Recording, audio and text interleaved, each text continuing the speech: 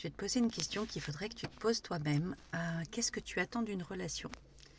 Que tu sois un homme, que tu sois une femme, qu'est-ce que tu attends de ton partenaire? Et là, je te conseille de mettre pause et de prendre quelques minutes vraiment en conscience pour réfléchir à ce que tu attends. Et là, ne laisse pas ton mental agir, vraiment prends ce qui vient, spontanément, comme ça, directement. Qu'est-ce que tu attends d'un partenaire de vie, d'amour? Qu'est-ce que tu attends? Prends 2 minutes pour réfléchir parce que c'est super important de voir ce qui va venir avec ton intuition directe comme ça là, en tac au tac. Je te laisse réfléchir, je te laisse mettre pause. Alors, si jamais tu attends de l'autre,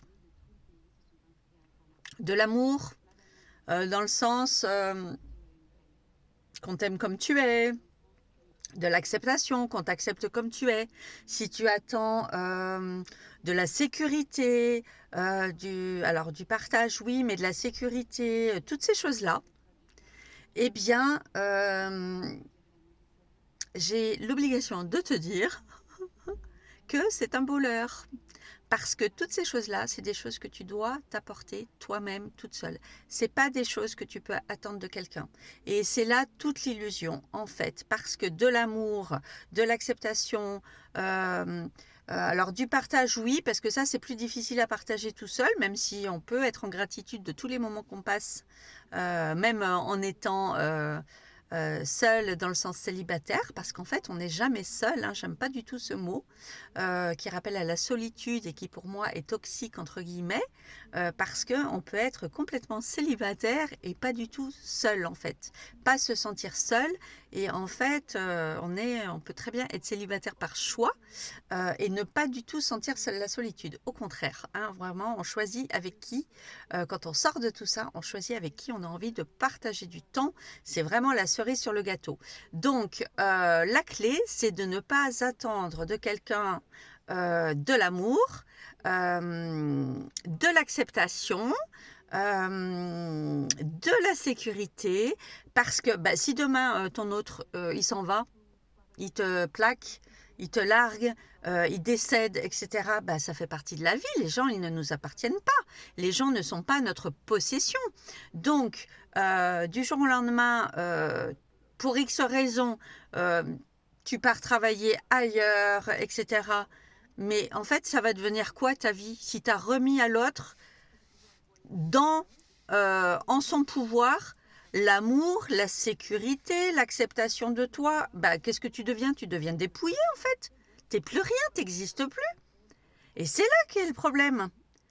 Donc je t'invite vraiment, regarde en conscience à qu'est-ce que tu as mis.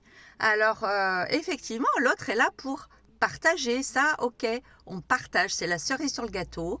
Moi je dirais l'autre est là pour rire, pour s'amuser, pour partager des moments, pour faire l'amour, pour partager un bon repas, et surtout pour s'amuser, pour rigoler, etc.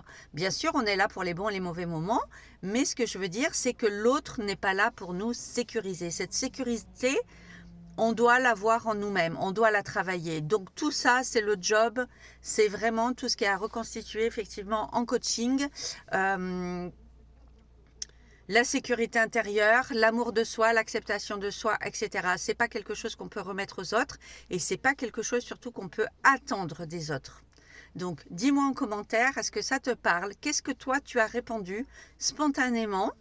Parce que c'est très intéressant, sans que ça parte dans le mental, de voir instinctivement, parce que ça remonte des tripes, en fait, ce que tu as répondu. Ça remonte des tripes et du coup, ça remonte dans l'enfance. Il y a peut-être des schémas d'attachement de l'enfance, il y a peut-être de l'enfermement, du sacrifice, des schémas d'attachement paternel ou maternel qui sont encore ancrés en toi. Hein, il y a la génétique derrière et qui, du coup, parlent déjà d'eux-mêmes. Si tu n'as pas travaillé dessus, si tu n'as pas relâché tout ça, si tu n'as pas été libéré tout ça, si tu n'as pas été le voir en conscience, justement, ça se peut que ce soit encore là. Voilà, donc ça fait partie du coaching et de tout ce qu'on travaille effectivement, c'est un petit peu la base. Donc, écris-moi si jamais ça t'intéresse. Ciao, ciao.